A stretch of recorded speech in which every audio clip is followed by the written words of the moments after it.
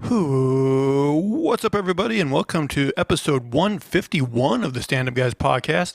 I'm your host, Incomparable Zach Jones, joined as always by the Ninth Wonder, Chocolate Thunder, dropping fitties and grabbing breasts. the nip flicking, deep sticking, swimming in bazooms like Scrooge McDuck in doubloons, the phenomenal A.J. Singh. So you just come up with those alternates on the fly? I got to. YouTube is cracking down. You do anything good this week? Not really. Well, guys, last week we did our Indiana Jones and the Dial of Destiny review. If you haven't seen it, please check it out. It was very good.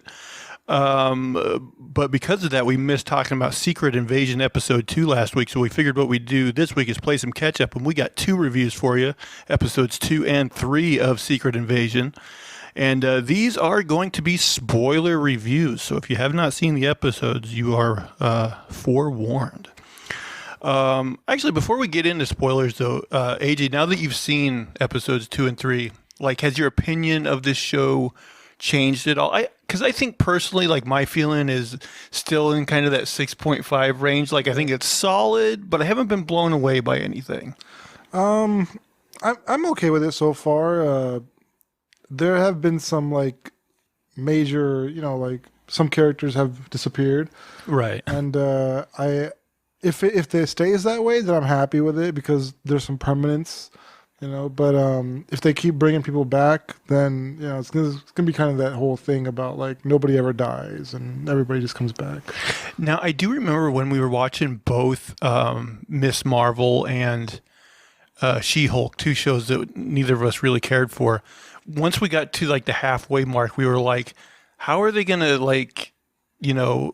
end this in a satisfactory way? Yeah. Now that we're, because this, as far as I know, is only a 6-episode series. So now that we're halfway through, does the pacing worry you at all? Like, are we going to get anywhere really interesting in another 3 episodes? Yeah, we're halfway through, and I mean they talked about the Super Scrolls, but it makes me wonder. Like, I mean, I don't expect any big name like actors to be in this show, like Heath or what's his name, Thor or whoever. But Chris Hemsworth. But I mean, they're teasing these guys. I'm sure they're going to be in the show, but then it's like, what are they going to do with them if they don't have the Avengers fight them? Like, who are they going to fight? Yeah, I don't think they're going to get the Avengers, but I mean, I guess this is a slight spoiler before we get into it, but we're going to spoil anyway. So yeah, they do, make mention of like, what are the Avengers going to do when we're found out or whatever? And it's a good question. And yeah, I think you're right. Like, maybe they can get one Avenger to step in, but I would be surprised if we get like a bunch of them. Right.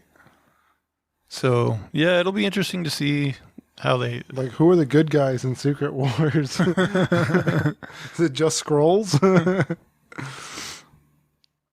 All right, should we get into it? Yeah, let's do it. All right, so we're going to start with episode 2, entitled Promises.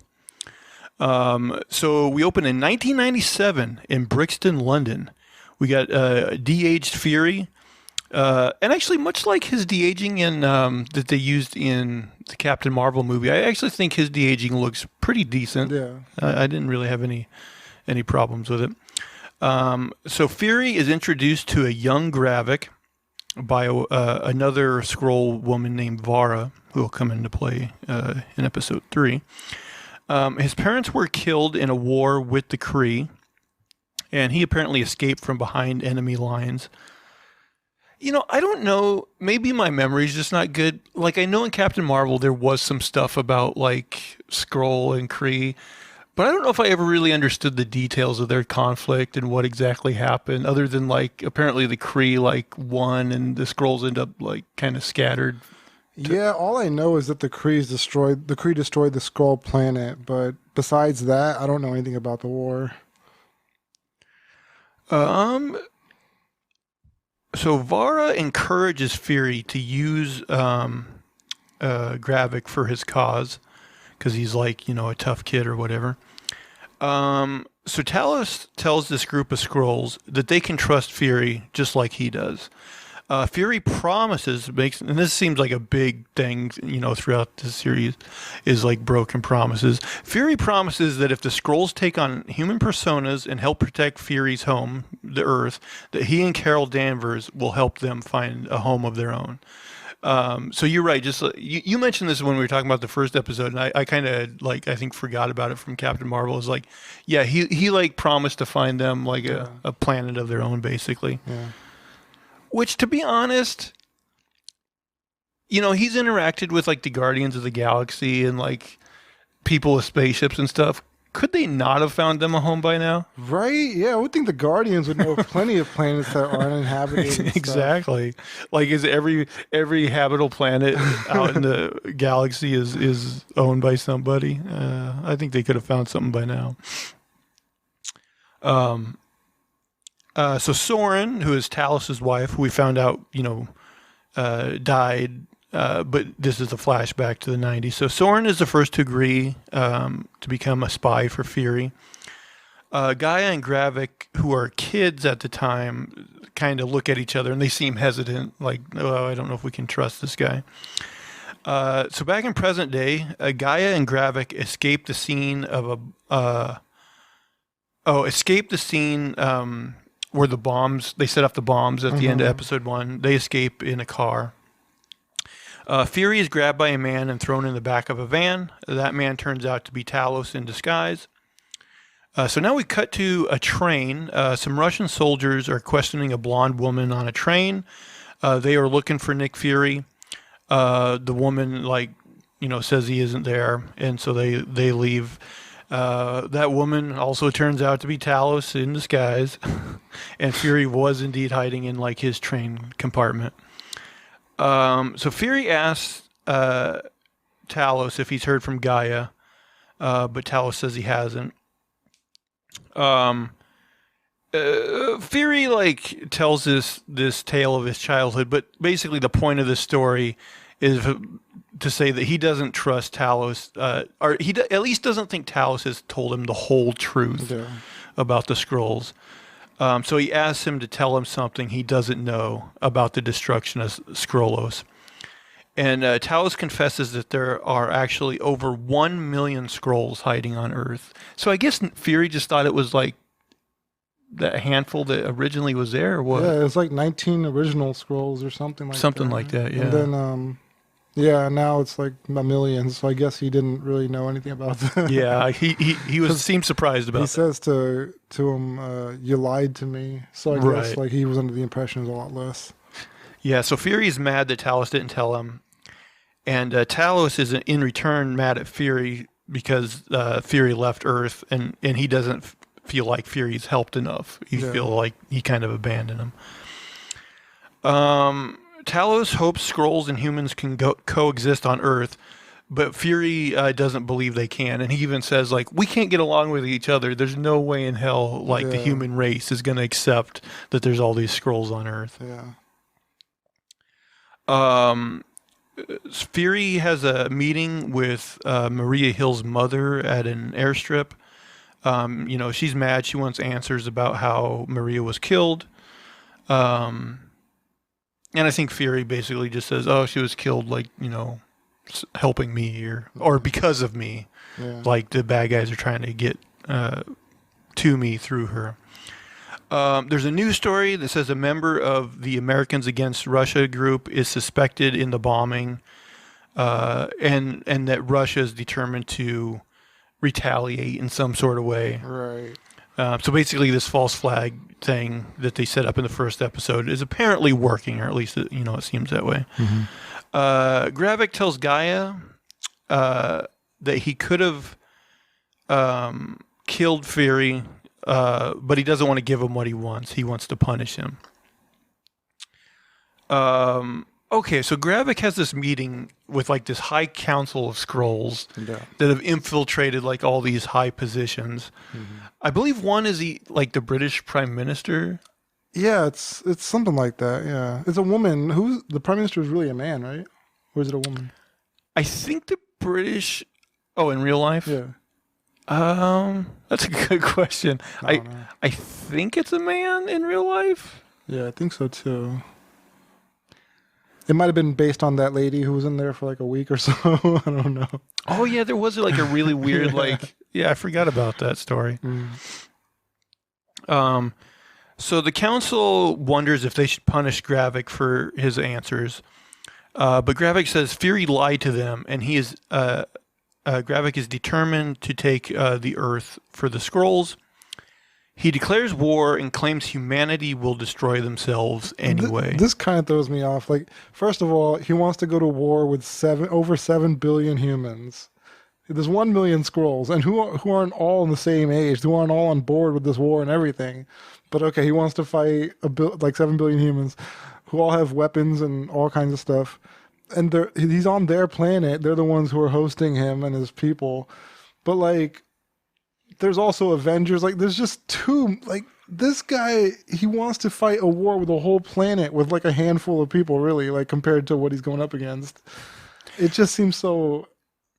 Well, and the other thing is, I guess you could make the argument that they want to be in a place where they can be themselves. Yeah. But with their shape-changing abilities, like, Yeah.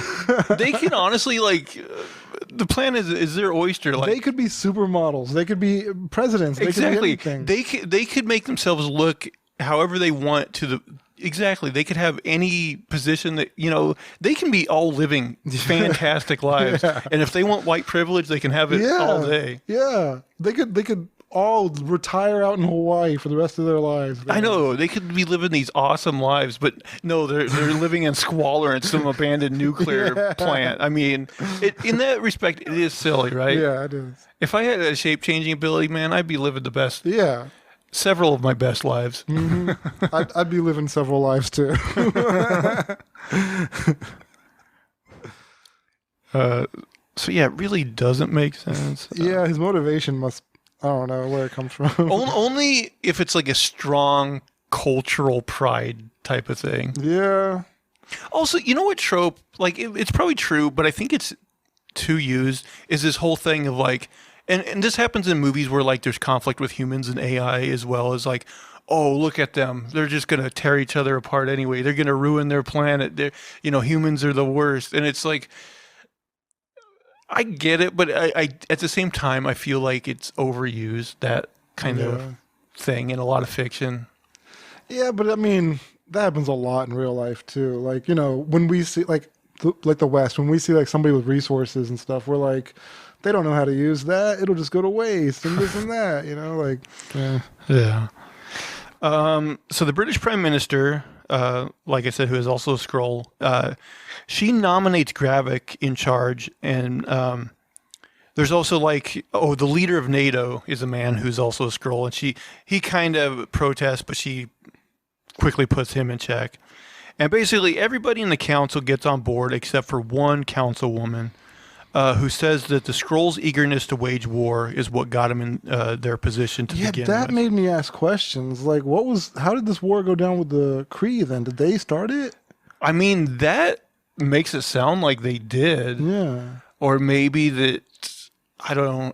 Or they could or at least that they didn't use, every diplomatic avenue they had, and they were too quick to be like, oh yeah, we can win this. Right.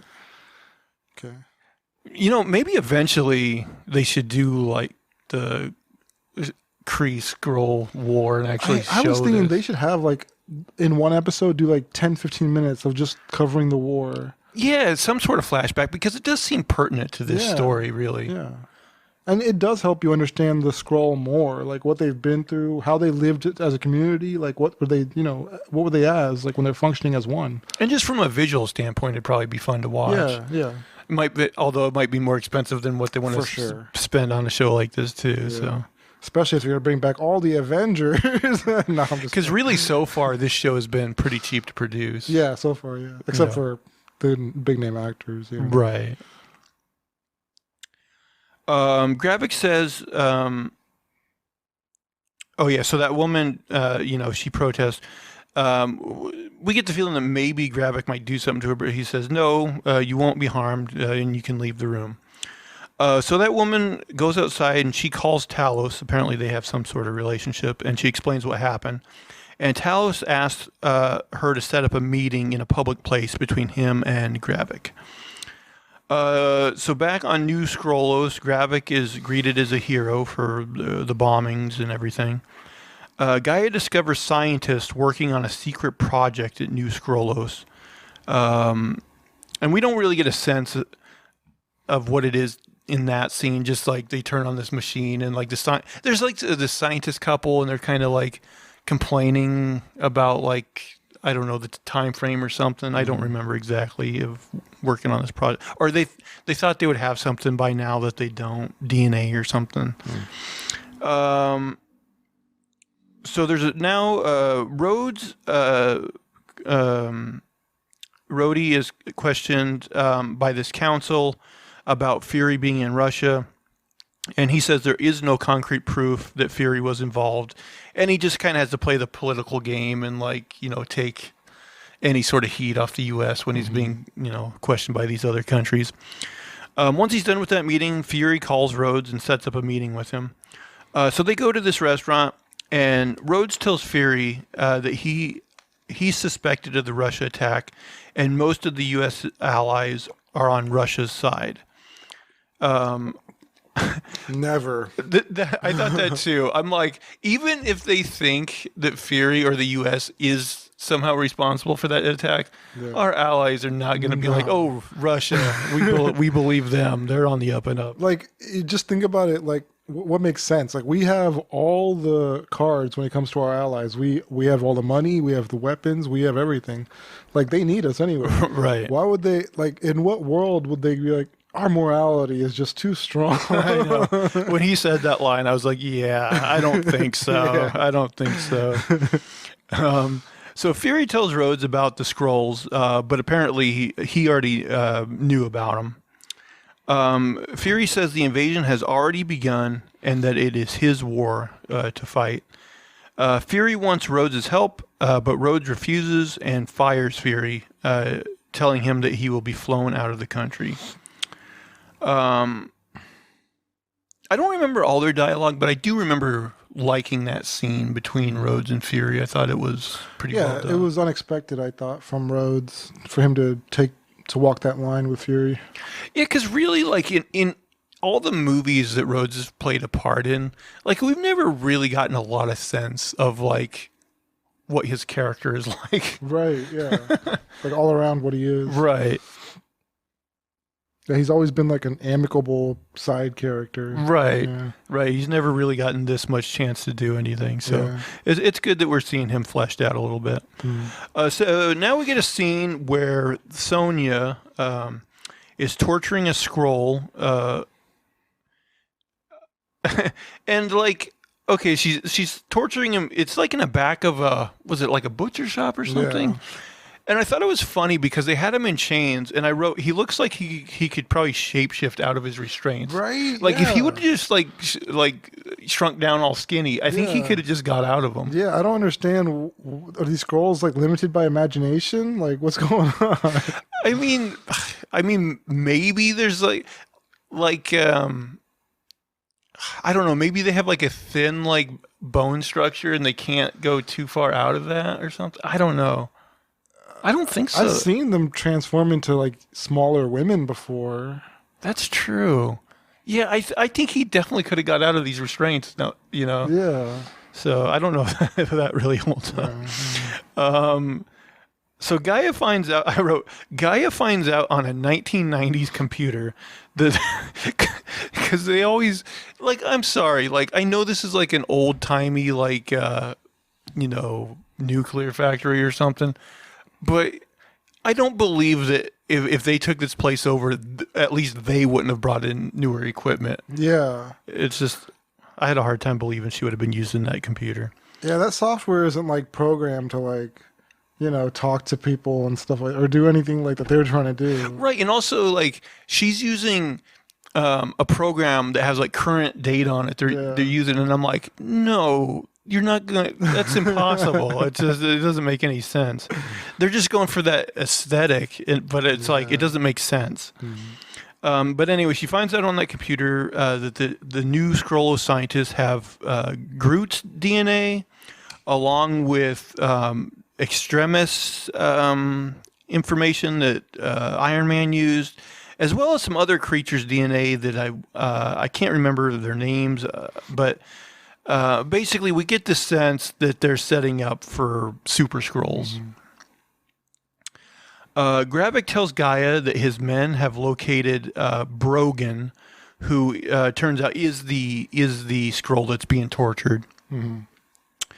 So Sonya injects the Skrull with a substance that starts to like boil his blood inside of his body. Which I guess if the Skrulls attack us, we can just use that on them. That's the move. But I mean, there's questions I have about this thing that she used. Like, it eventually, did it wear off on its own, or did she give him a cure for it? Because she was holding the cure like up to his neck, like she was about to give it to him. But it seemed like she didn't give it to him, and it just kind of wore off over time. Yeah, I don't think she gave him a cure. I don't. Okay. Well, did she have, because she injected like the stuff into him. Did she have another syringe full of the cure? Oh, okay. I must. But it didn't seem like she actually used it. It just kind of wore off over time, and that just makes me think like, man, if he had just held out for like 5 more seconds, he would have been fine. Yeah, so maybe it's like it doesn't kill him; it just hurts him for a while. Yeah, because I don't think she ever injected him with a cure. The Skrull tells Sonya that he thinks Gravik is building a machine that will make him stronger. And the man also says that there's a married couple named Dalton that are scientists helping Gravik. So Gravik and his lieutenant that we met in episode 1, they reached the butcher shop. And I should mention also that Gaia drove them there. And I think they also have that Beto guy that we were introduced to in episode 1. He's in the car. But Gravik and his lieutenant actually go in. And they get in a gunfight at the butcher shop. And they basically just kind of wreck house. And they get Brogan. Sonya escapes underneath the butcher shop. And Gravik puts Brogan in the car, and they drive away. So Gravik asks like Brogan if he gave up any information, and he says no, but you can tell Gravik doesn't trust him. Yeah. Plus, I think he would have expected that Sonya lady to still be there if he hadn't given up any information. You know, 'cause she had gotten the information and fled right then, it seemed like. But I thought she fled because she kind of heard like the gunfight start. Oh, maybe that's why. I'm not sure. I think so. But anyway, Gravik knows Brogan told the enemy something, even though he denies it. So Gravik and his lieutenants,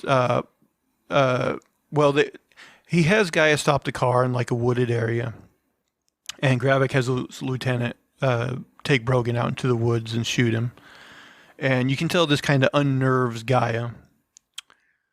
And then we end the episode. Fury drives to his house, and he meets with, I wrote his girlfriend / wife, who is also a Skrull. Yeah. Now, before you watched episode 3, did you think he knew she was a Skrull? I did. I figured. But then I was like, oh, maybe they're going to play that game where like even he's being duped by this woman. But I didn't think that was... I didn't believe anybody could have a relationship that long and not know. But yeah, that was episode 2. It's a week ago, so like if I didn't have these notes, I would have probably forgot everything. But is there anything about that episode you can remember that I didn't touch on that maybe you'd like to? No, that sounded about right. All right, guys, then we are going to now do a spoiler review of episode 3 of Secret Invasion entitled Betrayed. So we start out, Beto and some of the other Skrulls are planning to cause some chaos, and we can see they have been given pictures of military officials, so we assume they're going to infiltrate the military in some way. So Gravik invites the council to New Skrullos to detail his plan to them. So it turns out part of his plan involves Beto and the others are going to infiltrate the Royal Navy and attack a UN target. Then Gravik unveils his Super Scroll program. He says he's going to give all Skrulls superpowers. But don't you think by the end of this show, he's probably the only one that's going to be transformed into a Super Skrull? I think there's going to be like 3 or 4. 3 or 4 of them? Yeah. Okay. It's never all of them. It's never Right. an army of super soldiers. Right, yeah, the budget's not going to allow that. So he plans to get the humans fighting with themselves so that they can basically, I guess, pick off the winner and kind of come in and easily win. So now we get a flashback to New York City in 1998. And this is Fury meeting with Vara at a restaurant. And she is disguised as the woman we met at the end of episode 2, his love interest. And we can tell, like, she seemingly, like, is really into Fury here. And he kind of does this thing where he's like, you know, we can't be together because I'm your superior officer or whatever. But she's like, well, there's an exception because we don't technically exist or whatever, you know. And Fury, like a man, is just like, oh, okay. Right. You convinced me. So no, back in the present day, I wrote Shooter McGavin Tucker Carlson Skrull is riling up people on his like Fox News program. They picked the perfect guy for that. They did. So now we get a scene between Vara and Fury at Fury's house. Vara expresses sadness that Fury went away for so long. Fury asks Vara if she has talked to Gravik. Vara says she grieved for Fury after the blip because she thought he was dead. And once he came back, he thought they would they would get back together and pick up where they left off. But then Fury left his space. Their relationship is a bit baffling to me. Yeah, it is weird. Because at the end of the last episode, they seem like they're in love. Yeah. But then I'm like, Fury blatantly doesn't trust her. Right. He suspects her of being in cahoots with Gravik. And like, they seem very contentious in this scene. So I'm like, and plus, just like she said, like, he came back and then he was like, peace, I'm out of here. I'm leaving. Like, and also, like, she's a Skrull. So would she not have been allowed to be on Saber if she wanted to with Fury? Right. So I'm like, their relationship was a little bizarre It to seems me. a little one-sided in that Right. sense. Yeah. Yeah, that's not a good couple right there. He's just like, all right, peace, I'm out. I'm going for a few years.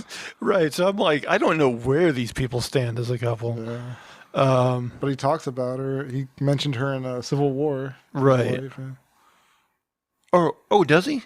Yeah, he talks to Steve Rogers, and he's like, "Oh, I didn't know you were married. You don't tell me anything about yourself."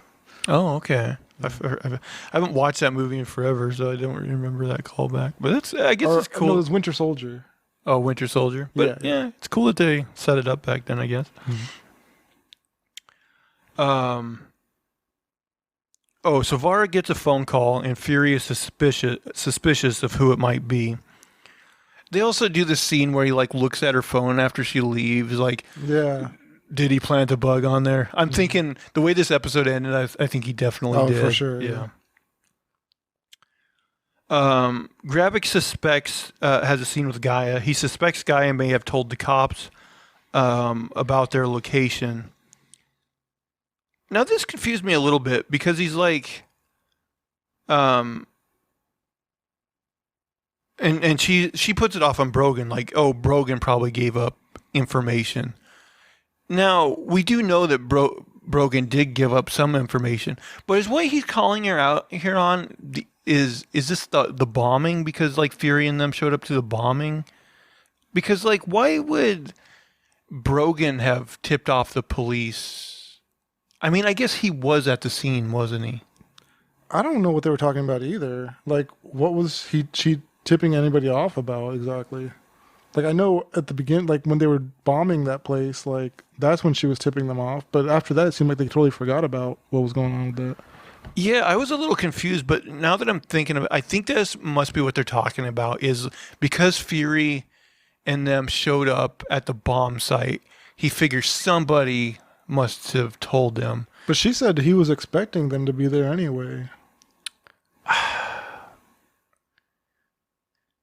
Yeah, the other thing that confused me is he was like, the only people that were at the butcher shop was me, my lieutenant, Beto, and you.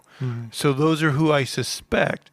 But then I'm like, well, if he's talking about the bombing, then why would it be limited to just them? So it was confusing.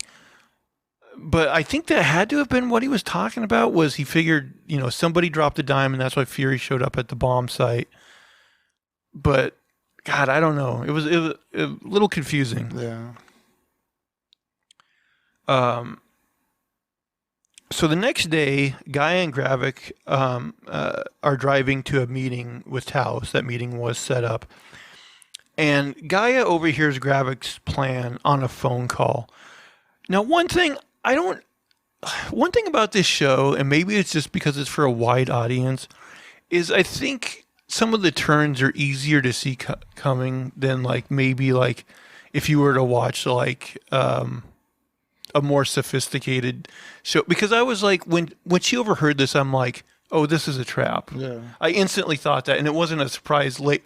Spoilers later on in the episode, we find out that's exactly what it was. But when he said it where she was in earshot, I instantly was like, oh, it's a trap to get her. Yeah. So it wasn't. I don't know. It didn't surprise me. But anyway, we see Gaia type Gravik's information on a flip phone. Gravik, okay, so he has this meeting with Talos at it's like an art museum, isn't it?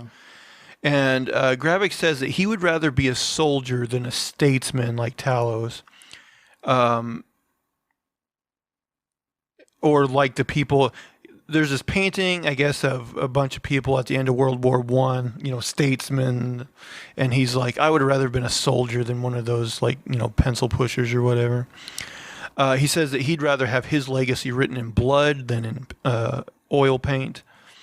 So Talos tells Gravik to stop murdering innocent humans.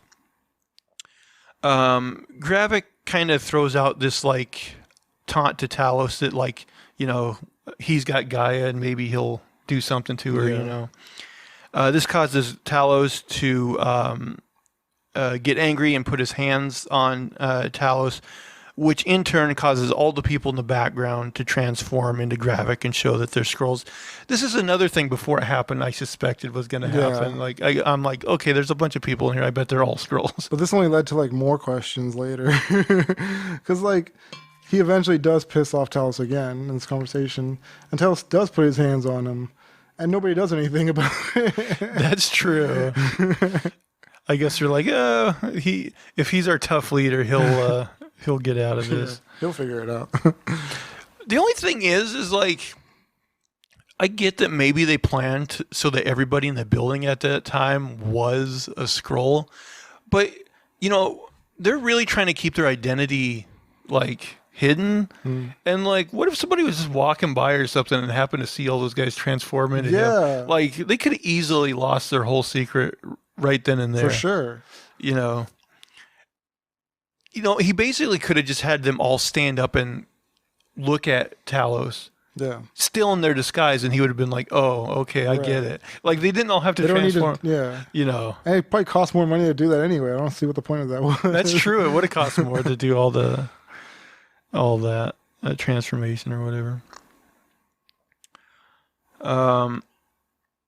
So Talos threatens to tell the humans about Skrulls and Gravik's army. And so Gravik threatens once again to harm Gaia. And like you said, this causes Talos to stab him in the hand and choke him. But then as soon as Talos leaves, he does that thing where they did this on John Wick 4, where he pulls it out of the knife that way. And but in this case, his hand just heals back up. Pretty quickly. Skrulls have super healing, huh? That's true. They could probably easily beat us in a war anyway without doing all this subterfuge. Yeah. if they can survive, because you got to figure. Well, it's funny. You'd figure they're mostly bulletproof, but didn't Fury shoot that Yeah. scroll in episode 1 and he died? Yeah, I don't think they're bulletproof. So what are their insides like? The fact that he shot and killed that, makes you think they have like a heart or some sort of weak point. Organs, yeah. But at the same time, like apparently if he shot him in the hand, he would have just went whoop. So like he couldn't do that getting shot in the chest. I guess he died really quickly. I mean, these scrolls, man, they I want to know what their biology is like because it seems inconsistent at best.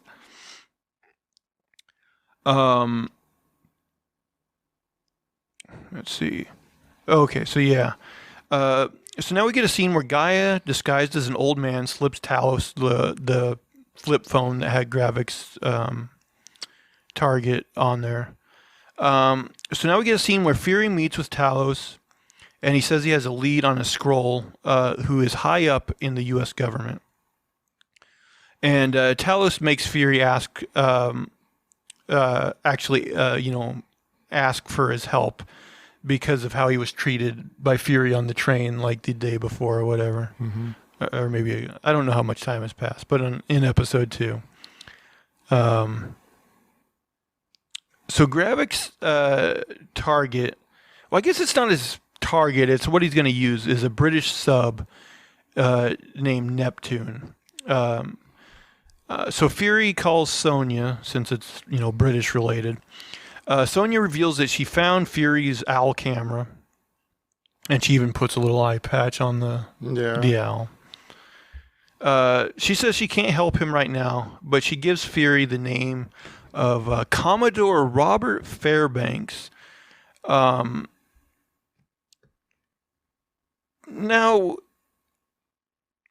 when she gave the name, did she already know this guy was a Skrull? Or did she just know, like, this is the guy that's in charge of that sub, so you'll want to go talk to him? And then maybe, because Fury and Talos seem to, before they even get to that guy's house, know that he's a Skrull or suspect that he's a Skrull. Mm-hmm. So, like, I wasn't sure if she did too or what exactly. I don't know. I'm guessing she knew. It seemed that way. Yeah. Let's see. Oh, so Talos and Fury, they're in the van going to that guy's house, and they're kind of bickering back and forth. Talos tells Fury that his rise up in the ranks of S.H.I.E.L.D. was due to the Skrulls, basically being his spy network, which really in reality is true. Yeah. I mean, if you have shape-shifting spies, that changes the game. Right. You got the leg up. I mean, Fury kind of gets indignant and like, but I'm like, really, he's right. Yeah. Like, it seems like they did play a huge part in you getting where you are. So Fury and Talos infiltrate this guy's house. But Bob, that's what they call him, who is also a Skrull, ends up getting the drop on Talos. So Fury threatens the guy's son to get the upper hand. And then Fury threatens Bob's life with a gun to get a code that'll stop the attack. So basically, that sub, the Neptune, they got a command to blow this UN plane out of the sky. Mm-hmm. But if Fury and Talos can get this code in time, they'll abort the mission. So yeah, Fury threatens Bob's life with a gun to get the code, and even ends up shooting him in the foot. Which, again, doesn't seem like it healed right away. Right. Yeah. Which is weird because if a hand healed right away, you would think a foot would heal right away. But Talos takes the gun away, because he's upset that the way, Fury, he doesn't think Fury values Skrull life because Fury killed that Skrull in the first episode. Yeah. Bob accuses Gaia of being the one who fed Talos' information. So like this Bob guy apparently, he's loyal to Gravik. So him, suspecting Gaia of being treacherous, like Talos knows, like if he puts Gravik onto that, like they'll kill Gaia. So Talos ends up just killing this guy. So then Talos calls Gaia for help getting the code. And this instantly causes her treachery to be discovered because apparently at that nuclear plant, New Scrollos, they have some sort of device that can detect, I guess, that a cell phone has been called. Yeah. So, and it doesn't even matter because she instantly like starts attacking like 2 guards.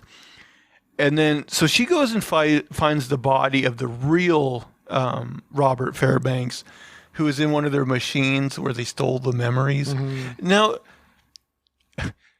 this is kind of weird too, because really, once they get the memories of the people, they could just kill them. Yeah. Why are they keeping them alive? In some cases for decades. I don't know. I mean, this makes me think maybe Fury like had a deal with them, whoever's body you take over, or like, you know, you shapeshift into and you replace them, then you can't kill them. Maybe that was part of the deal. I mean, I don't know why you couldn't, but the fact that they didn't makes me think that they are at some point in the show going to reveal that, you know, somebody we know is a Skrull, and then they're just going to go, oh, their real body is in the basement. We'll just go get them. Oh, yeah. I didn't think about that, but yeah, that's definitely a possibility.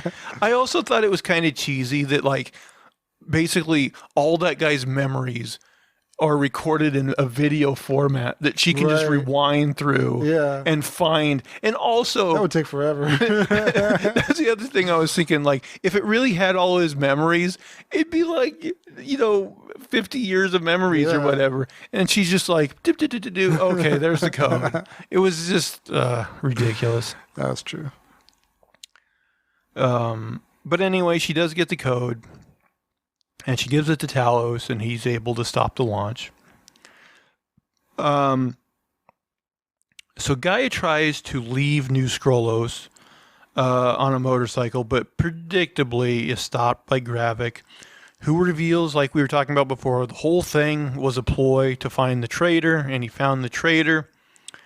So Gravik shoots Gaia, and I wrote, who seemingly dies. Yeah. Another person who seemingly dies. We'll see. Well, I believe this one even less than Maria Hill. Yeah. Because like I was saying when we talked about episode 1, like Cobie Smulders has been around long enough that I could maybe see her like wanting out, maybe. Yeah. Or she hasn't played a big enough part in the MCU where like it's devastating to get rid of her. Mm-hmm. So like if they want to, like I'm still skeptical that they actually did, but we'll see. Yeah. But to just bring Emilia Clarke in for a couple episodes and be like, nope, she's dead. Yeah, I don't believe this one. I don't think so either. We'll probably find out it was like another Skrull who was loyal to her or something. I don't know. Something, yeah. I don't think it was her either, though. She's fine. Right. So now we get a scene with Vara. She gets a phone call, and then she goes into the city and she opens a safety deposit box containing a gun. And then she gets a call from a man that tells her where to go. And she says she wants to talk to Gravik. So she's trying to get in contact with Gravik. But the man on the phone was like, well, right now you're talking to me. So like, but that's why I was saying, once I saw that scene, I was like, okay, Fury almost certainly bugged her phone when he was looking at it earlier. Yeah. And that'll, lead into that'll be the lead on the next episode probably. Do you think the gun she got had any significance to it? The fact that it was in a safety deposit box, or do you think it's just a regular gun? I think it's just a mission, like denoting that. Yeah. I mean, I guess we don't know her history. I mean, she has been working as a spy though, and you got to figure, she's aware of Gravik and all that kind of stuff.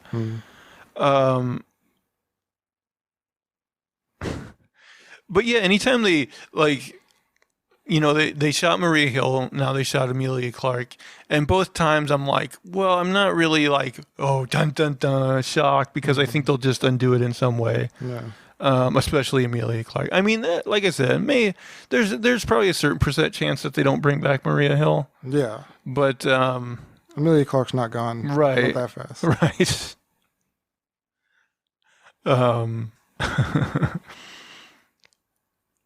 so yeah, going forward. Oh, by the way, was there anything else in that episode you can think of that we didn't touch really, on? no. Okay. So we got 3 episodes left, and I'm just thinking. So yeah, at some point, they're gonna bust out the Super Scroll stuff. I didn't write it down, but like you said, Gravik at one point does mention like, oh, at some point they'll get the heroes involved. Mm-hmm. And I forget what he said, but I'm like, what is their plan at that point? They just drop off 3 brand new Super Scrolls or whatever and just let them do their work and lose. I guess that is his big plan, is like the Super Scrolls can maybe deal with any heroes who might rise up. Who have no experience with their powers and barely have the experience. Right. Yeah. I just don't believe in his plan. I just don't think it's so unlikely to work. Well, like I said, like the biggest thing is like these guys could be living fantastic lives. Yeah. All of them, but like they choose not to. Doesn't make sense. I mean, yeah, the basically only excuse is if they have some sort of just like cultural pride, Yeah. where they're like, we feel like not being able to be ourselves, we're third-class citizens or whatever, but like, I don't know. And like, they've already put themselves in these like positions of power. Yeah. Like, have none of them, like, I mean, the other thing is, okay, there's supposedly like 1 million of them on Earth. It seems most of them are probably, they're not on Gravik's compound. Right. I mean, he's got some soldiers out in the field, but like, how many of these guys do we really think is working for him, as opposed to ones that probably are just like living it up as celebrities or whatever? Yeah, you're right. Like, if they're leaders of the world, like, different countries and stuff, then you could just take them in as refugees and give them, jobs and stuff. Yeah. Like, the more I think about it, I'm like, their plight doesn't make too much sense to me. No, it doesn't. And you would have thought, like, they've been here, like, over 20 years. Like, I don't know. I just, even like, if they didn't realize it at first, like, if I was one of them, I would have done a few spy missions for Fury and then realized, oh, wait, I don't have to do this. Yeah. Like, I could be living, like, an awesome life. Exactly. And what, Fury's not paying them? Like, I guess not, but I don't know. And also, like, it doesn't seem like Fury or the government has a good way of detecting the scrolls, because otherwise Fury would already known there was 1 million of them on Earth. Mm-hmm. So it's not like they kind of have a big risk of like, oh no, like Fury's going to catch me, I don't know. Just the more I think about it, the more I think they wouldn't have put themselves in this situation. Right, no. I don't think so either. But they're just bound and determined to get that planet of their own. I guess they have a lot of pride. This is all based on pride and cultural honor and stuff like that. Well, and also, if you think about it, like, if Gravik's plan succeeds and he wipes out all humans and Skrulls have Earth all to themselves, then they don't really have that, option of just like being supermodels or whatever, Right, like you were saying. Like, how many of them are like, oh yeah, make an even playing field rather than me living this great life I have or whatever, Yeah. And I just don't buy that there aren't Skrull. If there's 1 million Skrulls on Earth, there's a lot of them living great lives. Yeah. So I don't really buy this. We saw a few who are leaders of countries. You're telling me these other Skrulls can't do that? Like, it's so easy to. I know. It doesn't make sense. I don't know.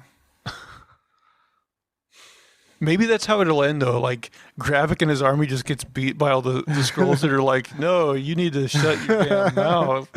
We have a good thing going here. Here, become a Johnny Depp or whatever. Exactly.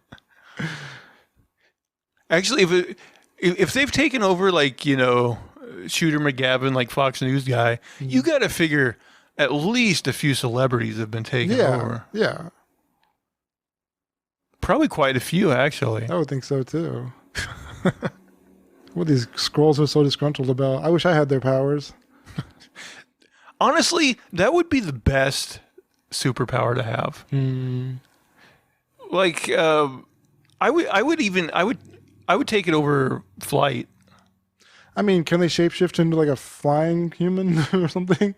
I think so. Yeah. I think they can shapeshift into any human. Okay. Yeah, I'd go with that. I mean, because like if you could do that, you could basically try your hand at anything you wanted to. Yeah. Like you're saying, like if you wanted, you could be a supermodel. You could try your hand at acting because you could just look awesome. Yeah. You could get all buff and try like a sport too. Probably. Well, that's a good question. If they turn into like a muscle-bound person, do they automatically become athletic, or do they just look athletic but really they wouldn't be? That's a good question. I don't know. That'd be hilarious. Like a giant buff scroll, like struggling with the smallest things. Right. Of course, they are a little bit stronger than humans, so like they could easily become like pro wrestlers and just like look all beefy, and yeah, they could do anything, man. They're made. They can do anything they want. But no, we're just gonna be depressed and live in this abandoned nuclear facility. Scrolls need more imagination. They really do. I mean, they could all be living their best lives. Lines like when Talos says humans are most dangerous when they're, when they feel threatened. Like everything's more dangerous when it feels threatened. That's true. That's another line that's used in a lot of movies and stuff. Yeah. And I'm like, you're not wrong, but it's a pretty apparent line. Yeah, that's an obvious statement.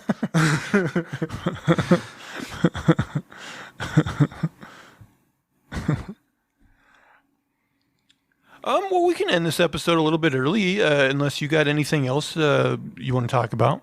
I think that's pretty much all I have in the shows. Yeah, we're just playing some catch up. I am interested to know, anyone listening, like, what are you thinking of the show so far? We got 3 episodes left. Are you looking forward to them, or do you think this thing's gonna end with a bang or end with a whimper? I heard that I don't know if this was Marvel specifically, but I know I was listening to a podcast or something, and somebody said, like, Marvel was promising, like, oh, there'll be a revelation in this series that nobody saw coming. And so I'm thinking, like, it'll be that thing where, like, oh, somebody, superhero was a Skrull, like, for a long time or something like that. But then now I'm like, maybe they'll just like do like a stupid celebrity cameo and be like, "Oh, Nicolas Cage was a Skrull." Oh yeah, I can see that. That'd be dumb, but yeah, I can see that. It'd be dumb, but like Marvel does go for the joke a lot. Yeah. So it wouldn't necessarily surprise. Yeah. Mm-hmm. So it wouldn't necessarily surprise me if they did something like that. But we will find out.